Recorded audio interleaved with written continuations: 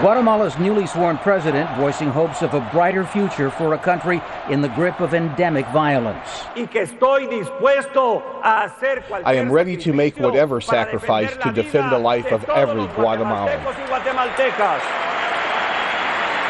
Perez resumes Guatemala's half-century line of conservative leaders, broken only by his socialist predecessor, Alvaro Colom, who was ineligible for a second term.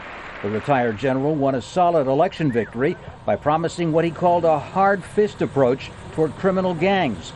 Many of them are run by Mexican drug cartels operating cocaine routes through his country.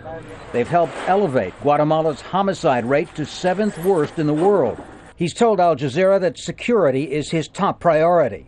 What we have to do is regain control of our national territory and our institutions and confront these criminal organizations that generate more than 45% of violence. Security and justice are my priorities.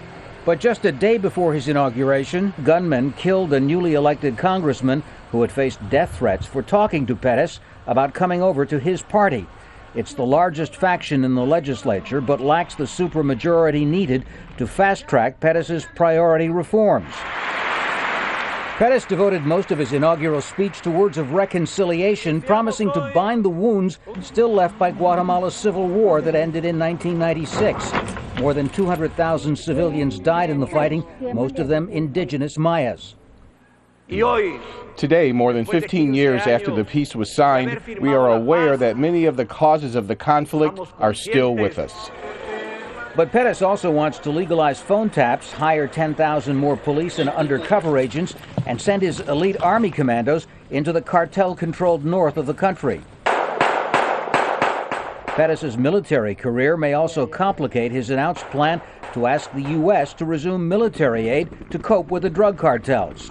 The assistance was suspended in 1990. Former generals and defense ministers who served with Perez have been charged with genocide and other war crimes, and the president has been accused of complicity.